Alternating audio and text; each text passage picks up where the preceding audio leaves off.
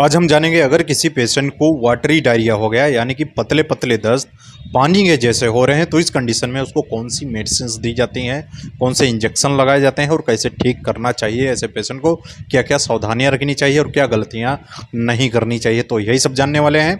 तो वीडियो को पूरा देखें। तो सबसे पहले बात करेंगे डायरिया लोगों में क्यों हो जाता है। दोस्तों वैसे तो डायरिया किसी को भी हो सकता है, बच्चों में हो सकता है, बुजुर्गों में हो सकता है, अडल्ट्स में हो सकता है। अपने इस वीडियो में सिर्फ अडल्ट्स के ट्रीटमेंट के बारे में जानेंगे। अगर आप जानना चाहते हैं बच्चों में कैसे डायरिया ठीक किया जाता है तो कमेंट करके बता सकते हैं। जैसा कि आप सभी लोग जानते हैं डायरिया इन्फेक्शन की वजह से होता है। बैक्टीरियल इन्फेक्शन हो सकता है, वायरल इन्फेक्शन हो सकता है, पैरासाइटिक इन्फेक्शन हो सकता है, जैसा कि एमोबिक डायरिया बोला जाता है। तो इन इन्फेक्शन की वजह से लोगों में डायरिया बन जाता है। कई बार क्या होता है कंटामिनेटेड फूड या फिर वाटर का लोग सेवन कर लेते हैं, फूड पॉइजनिंग हो जाती है, जिससे कि जो पेट होता है हमारी बॉडी होती है डाइजेस्ट नहीं कर पाती है तो दस्त के जरिए उसको बाहर निकालती है। कई बार वोमिटिंग भी होती है, वोमिटिंग के जरिए इनडाइजेस्ट जो फूड होता है वो बाहर निकल जाता है। तो ये कंडीशन होती है जिसकी वजह से डायरिया हो जाते हैं। तो बात करते हैं पतले पतले दस्त पेशेंट्स में क्यों होते हैं। दोस्तों ये एक नेचुरल प्रोसेस होता है।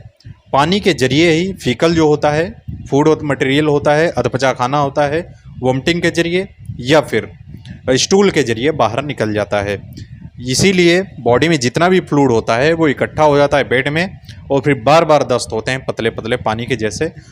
तो क्योंकि वो फीकल्स जो होता है वो बाहर निकल जाता है, इसीलिए पेशेंट बहुत ही ज़्यादा डिहाइड्रेट हो जाता है, बॉडी में पानी की कमी हो जाती है।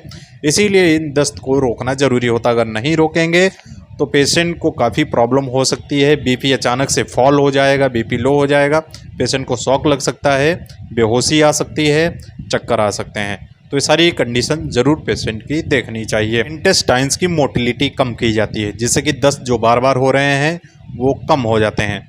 तो इसको कंट्रोल करने के लिए टैबलेट दी जाती है एंटी मोटिलिटी, जिसको लोपरामाइड बोलते हैं। ये इंटेस्टाइन की मोटिलिटी को कम कर देती है, जिससे कि दस्त कम हो जाते हैं। इसलिए अगर कोई पेशेंट अडल्ट है उसको 2 टैबलेट स्टेट दी जाती हैं तुरंत। लोपरामाइड की 2 टैबलेट, जी हाँ दोस्तों, तुरंत खिला देनी चाहिए और 2 टैबलेट दिन में 3 बार अडल्ट को दी जानी चाहिए जब तक कि स्टूल उसके कम ना हो जाएं। इन्हें रोकना काफ़ी ज़रूरी होता है। और इसके साथ ही क्या करना चाहिए, ज़्यादा से ज़्यादा मात्रा में पेशेंट को ओरल फ्लूइड लेना चाहिए। जैसे कि जूस ले सकते हैं फ्रूट्स का, वेजिटेबल जूस ले सकते हैं, ORS का पानी ले सकते हैं, इलेक्ट्रोलाइट का पानी ले सकते हैं, इलेक्ट्रॉल आता है वो ले सकते हैं। तो ज़्यादा से ज़्यादा मात्रा में लेना चाहिए। अगर अवेलेबल नहीं है तो आपको 2 चम्मच चीनी और आधा चम्मच नमक मिक्स करके 1 गिलास पानी में दिन में 4-5 बार पीना चाहिए। और जितनी बार स्टूल जाए 2 गिलास कम से कम पानी ज़रूर पीना चाहिए।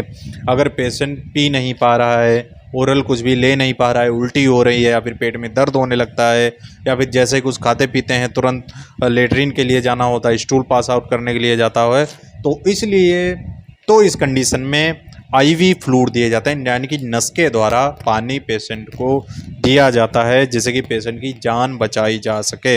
IV फ्लूइड देने की ज़रूरत तब होती है जब पेशेंट की हॉस्पिटलाइज कंडीशन हो जाती है या फिर मुंह से कुछ खा पी नहीं पाता है। अगर कुछ खा पी पा रहा है तो IV फ्लूइड देने की ज़रूरत नहीं है, पेशेंट ऐसे ही ठीक हो जाता है। तो खाने में क्या लेना चाहिए, ज़्यादा से ज़्यादा मात्रा में पानी लेना चाहिए, लिक्विड्स लेने चाहिए, ब्लैक टी ले सकते हैं, शिकंजी ले सकते हैं, बटर मिल्क ले सकते हैं, कोकोनट वाटर काफ़ी अच्छा रहता है उसको लेना चाहिए, और बिस्किट्स ले सकते हैं, मूंग की दाल की खिचड़ी ले सकते हैं या फिर मूंग की दाल का पानी ले सकते हैं, सॉफ्ट राइस लेना चाहिए, दही ले सकते हैं। तो ये सारी चीज़ें आपको ध्यान रखना चाहिए। नींबू पानी काला नमक डाल के आपको दिन में 3-4 बार ज़रूर लेना चाहिए। और इसके साथ ही आपको कुछ मेडिसिन्स लेनी चाहिए। अगर ओरल मेडिसिन पेशेंट ले पाता है तो कौन सी देनी चाहिए, एंटी एमोबिक मेडिसिन देनी चाहिए, जैसे कि मेट्रोनिडाजोल और निडाजोल ये दी जाती हैं। इसके साथ ही एंटीबायोटिक दी जाती है जैसे नॉरफ्लॉक्सासिन या फिर ओफ्लॉक्सासिन पेशेंट को सुबह शाम खाने के लिए दी जाती हैं, जैसे कि पेशेंट को इन्फेक्शन नहीं होता है। इसके साथ ही लैक्टिक एसिड बेसिलस जरूर देने चाहिए, रिस्का ड्रोटिल देना चाहिए, जैसे कि पानी जो होता है आंतों में उसका एब्सॉर्प्शन बढ़ जाता है। अगर कोई पेशेंट ओरल नहीं ले पा रहा है तो IV इंजेक्शन कौन से दिए जाते हैं।